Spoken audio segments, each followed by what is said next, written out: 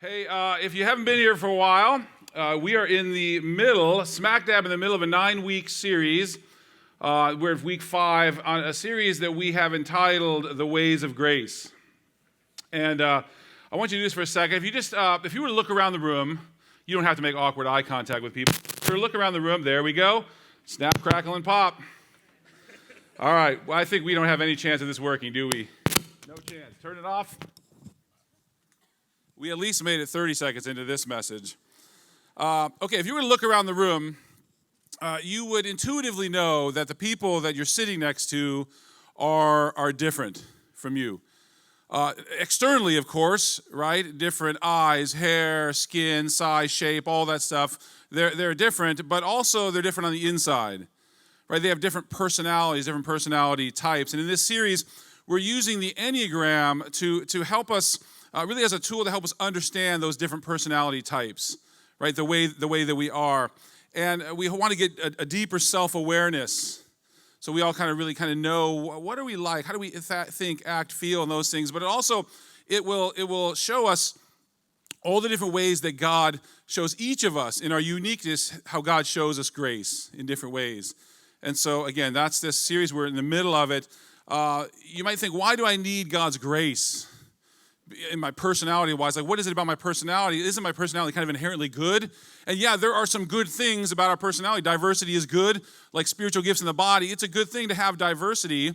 So our personalities are good, but also there's a broken and sinful tendency in some of our personalities. Well, in each of these types. And the Enneagram, it exposes these sinful tendencies. But it helps us realize that there's much to learn about who we can become. So if you are new, if you're not super familiar with the Enneagram, I want to give you a quick primer just to kind of get you up to speed here. I don't know, I'm not an expert on the Enneagram, so I don't want to present that to you, but I'm learning as you are. And so I think this might help a little bit. Here's an illustration. If we were going to build a bridge between two islands. These two islands are separated. There's no bridge. They can't get across. If we were going to use just one type of person to build this bridge, we're going to go through each of these Enneagram types. I think this might help you understand, how these types are different. We're going to build a bridge. We only get to use one type. Let's go through each of them. Type 1, the reformer, the perfectionist. They would have a dream for a beautiful bridge. They're like, they could picture this, and they would build a beautiful bridge. But here's the problem. It would be awesome, but they would be afraid to let anyone drive on it. It wasn't quite awesome enough, right? It wasn't, maybe not safe enough. They're perfectionists, right? So they may not ever let us drive on it. That's a problem. Type 2, the helper. They would provide all the labor you need to build this bridge, right? They'd work hard. They would make this thing work, right? Now, they might grumble along the way that no one else is helping them, but the helpers would be helping. Type 3, the achiever, right? They're the get-her-done kind of people, right? And they'd be ahead of schedule. Now, sure, in the course of building this bridge, a few helpers might fall off the bridge, but it's okay. They'd be under budget, ahead of schedule, and those are the achievers. They're going to get this thing done no matter what. Type 4, the individualist, right? Now, they would design one of the coolest, one-of-a-kind bridges you can imagine. It'd be featured in Architectural Digest. Then you look at it, you say, well, the two sides don't actually come together. Like, the bridge isn't actually a bridge. And they're like, yeah, but it's unique. And it's one of a kind. You've never seen any bridge like that. Like, yeah, but... Type 6, the loyalist. They would have built that bridge right on time, no delay, rain or shine. Now, they'd worry about what you thought of the bridge. They might be a little anxious if you like the bridge or not. They'd have some anxiety, but they would get it done. Type 7, the enthusiast. They'd be like, sweet, we're building a bridge. This is awesome. They get excited. Before they even started, they start planning the ribbon cutting ceremony. They'd have happy hours after each workday, all scheduled. Like, you would have fun. Now, they probably would never even get around to building the bridge, but you'd have a good time with the enthusiasts. Type 8, the challenger. This is the person you want as the foreperson. They will get this bridge done. And they're like, hey, sure, we violated a few noise ordinances, but and there was a clearing of forest we had. There might have been a bald eagle's nest there, but we took care of it. Don't worry. And there was a strike in the middle of it, but don't worry, I fired them all. Like they're the challenger. They get it done. Then the peacemaker, they'd be like, oh, great, we're bringing the two islands together. And it's like it's harmony. All the workers and management would get along perfectly. And those would be the peacemakers. So I don't know, maybe that helps you figure it out. I tried to just figure out, okay, what would these different people look like? Maybe some of you have taken a test. Maybe you took an online test and you know exactly what you are. Maybe you heard Pastor Brian at one of his messages and you're like, yep, that's me. That's exactly who I am. I'm not one of those people. I'm not sure what type I am. One of our staff members, Mike Bahati, he says, I'm a non-phobic type 6 wing 7. I was like, what? I was like, that sounds like some Kyler Murray would call during a Cardinals huddle. All right, guys, we got a non-phobic type 6 wing 7 on 3. Ready, break. And then they go off, run the play. So they have mastered this stuff. I don't even know what I am. I've taken online tests. I get some different results. I'm not quite sure. I think I got to take like 4 or 5 more of these tests to really figure out, go ask some people what I am. And just that process alone shows me I'm probably type 5. I was also an engineer. I'm maybe more of an investigator type. And by God's providence, today I'm talking about the 5th type. I'm talking about my type, which is a little weird. I might break down, have an emotional moment here as I start to realize some of these sinful tendencies in my life. But we're talking about the investigator today. And let me give you a little bit about the investigator. First of all, investigators have the need to perceive and understand. They strive for decisive clarity through thoughtful conclusions. They're first of all, they're a source of wisdom and knowledge. In a world that has questions and uncertainty, they're striving for knowledge, for understanding. Their driving desire is to uncover the essence of truth. 5s, they rarely wing it. They rarely fly by the seat of their pants. In fact, 5's basic fear is being useless, helpless, incapable. Right? They don't want to feel uninformed or incapable or have their competency questioned. They never want to be forced to respond until they feel ready. And to make sure this doesn't happen, 5s will try to gain understanding and mastery over a wide variety of subjects so they'll always be ready to give an answer because their worth and their value and their identity comes from that knowledge and wisdom that they bring to the table. One of the things we've been doing in this series is to bring someone from the Bible and try to kind of highlight these tendencies of these different personality types we see. We're not labeling them as a 5 or a 2 or whatever, but we're seeing some behavior in these people in the Bible that might typify one of these types. And so that brings us today, we're going to look at Thomas. Now, if you've been around the church for a while, and you would know that Thomas, unfortunately, he's known by a dubious nickname, which is what? Doubting Thomas. That kind of stinks. This guy was a disciple of Jesus, and he's remembered as Doubting Thomas, right? And so that's him. In fact, he got that nickname because of the passage we're going to read today. So if you have your Bibles, open it up to John chapter 20, and we're going to read verses 24 through 29. Now, prior to this, Jesus has appeared to his disciples. See, on this day, Jesus had appeared to his disciples after he had rose from the dead. So he came in, he saw them, and then, of course, they're freaking out. He says, peace be with you. And then he gives them a mission. He shows them his hands. He shows them his side where he had been crucified. And he sends them out on the mission to go and make disciples. And so we're picking that up. That's already happened. And now we come to verse 24. Now Thomas, one of the 12, called the twin, was not with them when Jesus came. That first time I just talked about it, Thomas wasn't with them. So the other disciples told him, we have seen the Lord. But he said to them, unless I see in his hands the mark of the nails, and I place my finger into the mark of the nails, and place my hand into his side, I will never believe. Now I'm a 5. Thomas sounds pretty reasonable to me here. I'm like, well, of course he did that. You know how crazy and emotional people can be when they're like grieving and they're probably hallucinating, pretending they see something they really want to see. Thomas is just using a little scientific method here to find out exactly who this guy is. And so to me it seems a little reasonable. But here's the problem. First of all, Jesus did say he was going to raise from the dead on the 3rd day. He would raise his body in 3 days. This should not have been a shocker to Thomas or any of the disciples. Number 2, his disciples, his friends, these fellow disciples, they were pretty reliable people. They were trustworthy. Judas wasn't here, These guys were his friends. He knew them. He should trust them. They said, "We have seen the risen Lord," and yet he doesn't believe them. And I think his statement is a little drastic. Unless I personally touch it, unless I personally experience it, I will never believe. It's a pretty bold statement. So his response, while understandable, at least to me, a 5, to some degree, probably isn't the best. But look how Jesus meets him in his weakness. Check this out. In his skepticism, look what Jesus does. 8 days later, his disciples were inside again, and this time Thomas was with them. And although the doors were locked, Jesus came and stood among them and said, "Peace be with you."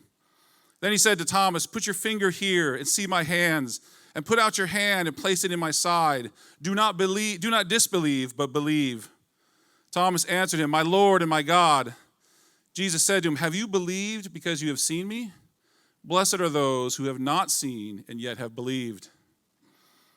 So picture this scene here. It's the second time in 8 days that this gathering has happened. The disciples are gathered around. They're in a locked room, okay, locked from the inside. And then boom, Jesus appears, right? They're afraid because just think about it. Their Lord, their leader, their master was just crucified. And they think the same thing's going to happen to them. So they're kind of huddled. They're afraid. And then boom, Jesus is there through the locked door. And of course, you're natural. You'll be a little freaking out what happened here. And so Jesus, of course, says, "Peace be with you." I'll translate the Greek for you there. It's like, hey, relax, guys, chill. Don't worry about it. I know, don't freak out. It's me. Because you can imagine they would be a little worried. But this time it's a little different. Thomas is with them. And Jesus immediately turns to Thomas and he offers his hands. He offers his sides to Thomas. He meets Thomas in his skepticism. "Indeed, Thomas, I am the crucified Lord. There's no illusion. There's no hoax here. No hallucination. I'm the real deal." And it's interesting for a second when you think about this. Jesus wasn't present when Thomas first encountered the disciples and said he would never believe unless he personally felt it. Jesus wasn't with them at that moment. Think about that for a second. Jesus knows what his disciples say. He knows what we say even when he's not present with us. Jesus knew that. He knew that Thomas had not accepted the truth of all of the fellow disciples, of all these witnesses. Thomas wanted to see for himself, and Jesus knew that. And so Jesus meets him in his skepticism. He wanted Thomas to believe. He says, "Do not disbelieve, but believe." And of course, once Thomas is convinced, once he sees the resurrected Lord, his response is absolute. "My Lord and my God." There's no doubting Thomas anymore. Thomas knew that this wasn't just a man who died on the cross. He was God, the God of the universe, the only one in history to conquer death. He was special. And so, all's well that ends well, right? I mean, it's a happy ending here. Thomas finally believes, right? Not exactly. See, Jesus accomplished the most impressive feat in human history. He did. And it's not just impressive, it's significant. It's important, right? The stakes are extremely high whether or not you believe what Jesus did, right? Our eternal life hangs on whether or not we accept this, whether or not we receive this truth. And most people don't have the privilege of seeing the resurrected Lord in front of them, showing them his hands and his side where he was crucified. Most of us don't have that privilege. We don't. John's readers, the Gospel of John, his readers didn't have that. And so Jesus ends this encounter with a mild rebuke. "Thomas, have you believed because you have seen me? Blessed are those who have not seen and yet have still believed." This encounter, to me, as a 5, this encounter is a little bit of one of those, it's like, I wish I had that faith before I had to see. And so it's a little problematic because it highlights some of the problems that we investigator types have, right? Here's a few of those problems. I mean, the pursuit of knowledge is a good thing, but it can also be problematic. Here's some ways it can be problematic. Number 1, 5s can be arrogant. 5s can be self-reliant. Listen to what Thomas says. "Unless I see it, unless I actually do, unless I personally put my hands my fingers in his hands, I won't believe." right? A 5 security is derived from their personal experience, their personal knowledge of things. It's an intellectual arrogance. Another way that 5 struggle, they struggle moving from thought to action. Unless I do all these things, I will never believe. I mean, what if Jesus had not shown himself to Thomas, and all Thomas had was the witness of his good friends? Maybe he never comes to faith. The phrase paralysis by analysis, I think, was coined for 5s. They think about it, they need to see it, they'll think it over and over and over, and they don't always move to action. See, for a 5, if they don't have, they're looking for answers, they have these questions, if there's no answer, right, then they have no clarity on the situation. If there's no clarity, then they have no confidence. And if they have no confidence in what they're going to do, then they have no decision, there's no action. So it's a chain, it's a logical chain for a 5. Here's another problem with 5s. I feel like I'm piling on myself here. 5s can become emotionally detached. Well, so I won't worry about it then. I won't have any feet. 5s can become emotionally attached. Think about it. His disciples say, "We have seen the Lord." Now, that would be a cool thing, because remember, the Lord had died, and the Lord had been buried. And they come out and say, "We had seen the Lord." What should have been a time of joy and celebration only produces skepticism in Thomas. Have you really seen the Lord? I mean, was it really him?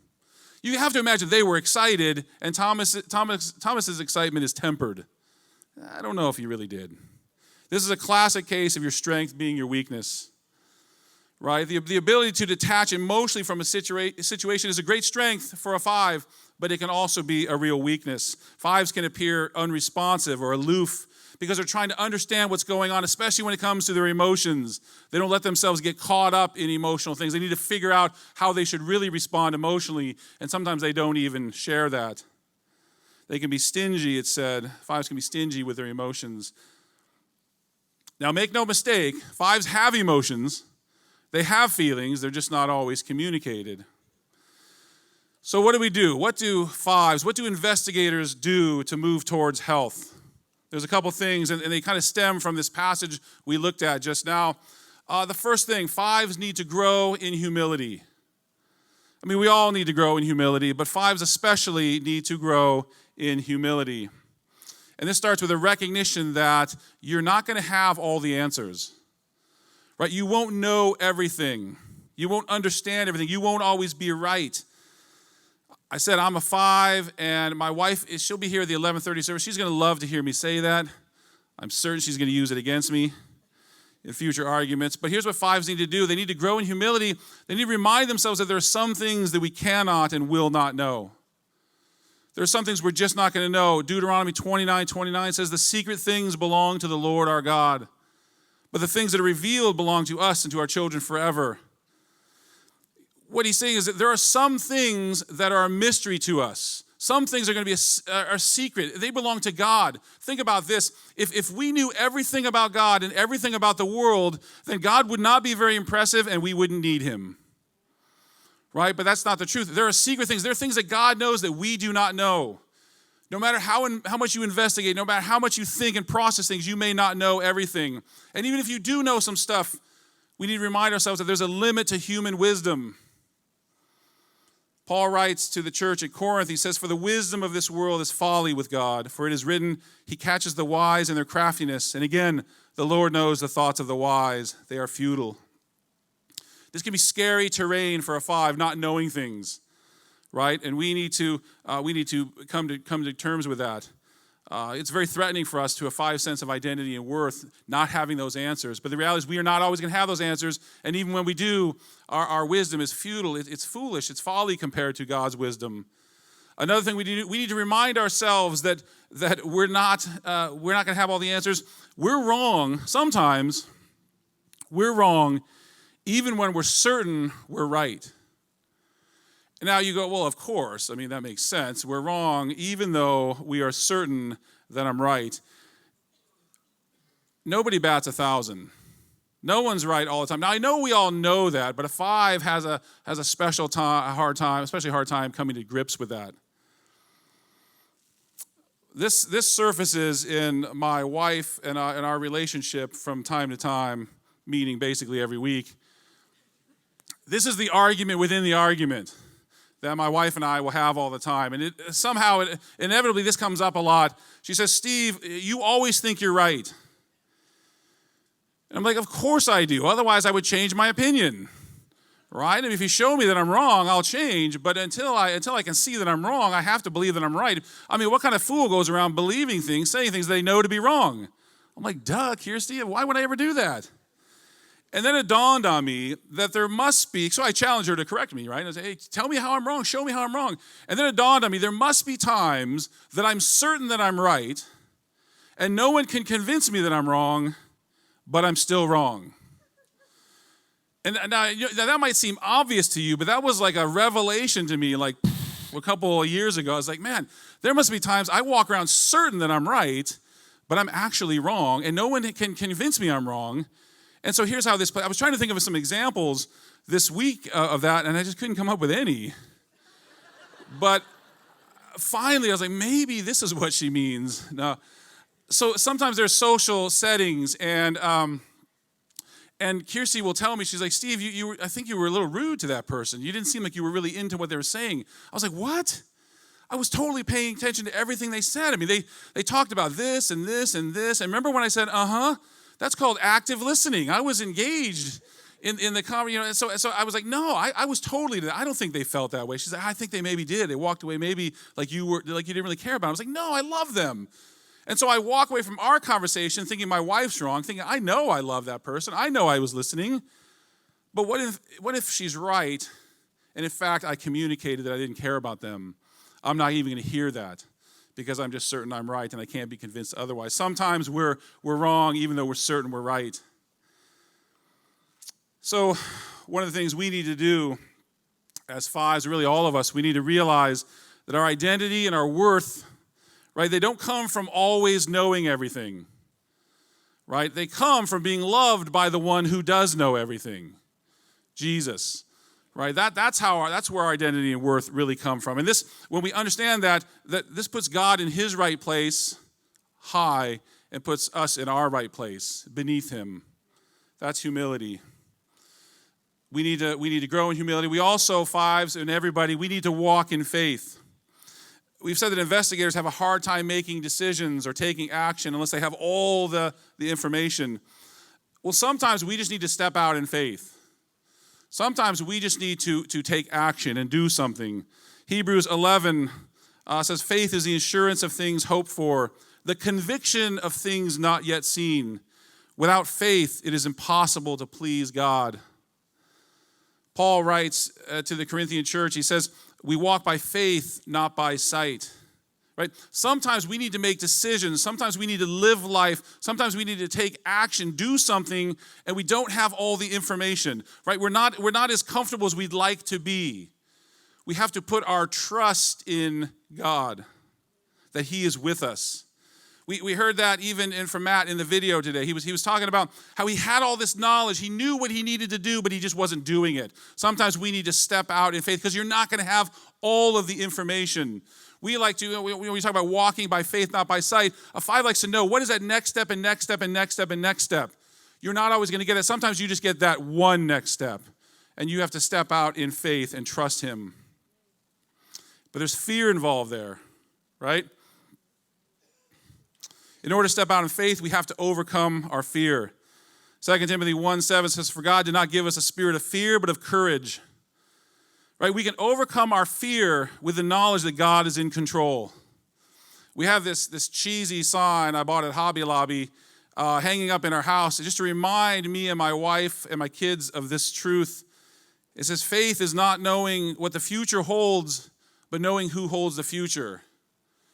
Like real trust, real faith is not knowing that 10th step from now. It's just knowing that God does know that. God holds our future in his hands.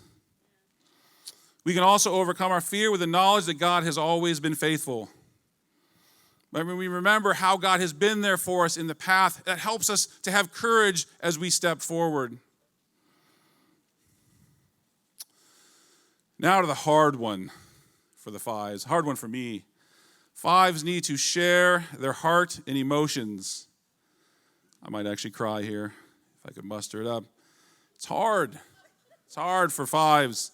See, emotional detachment can be really helpful in some when you're trying to understand some certain situations. It's helpful to be able to detach emotionally and figure out what's going on and not be clouded by those emotions, but it can be harmful as well. Right? Fives need to learn how to process and share their emotions.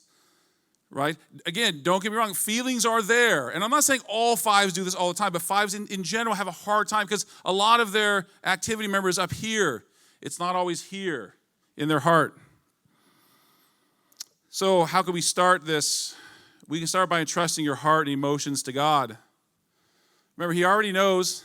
He knows what you're feeling. He knows what you're going through. It's not a shock to him. When you look at the psalmist, the way the psalmist writes these things, the way we're supposed to interact with God, he says, the righteous, they cry out, and the Lord hears them. I will rejoice and be glad. The Lord is near to the brokenhearted. He saves the crushed in spirit. The Lord is my rock and my fortress, my deliverer, my refuge, my shield, my stronghold. Right? We can feel safe in God's presence, in his care. Search me, O God, and know my heart. Right? We want to be real with God. There's nothing to hide to God. We can be real with our emotions. Fives, all of us, if you have a hard time sharing your emotions, start with God.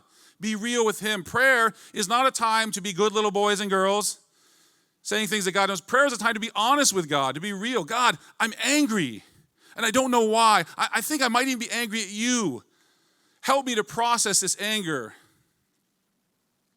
We can be real with God. And when we learn how to be real with God, it will help us as we share our heart and trust our heart and our feelings to other people as well.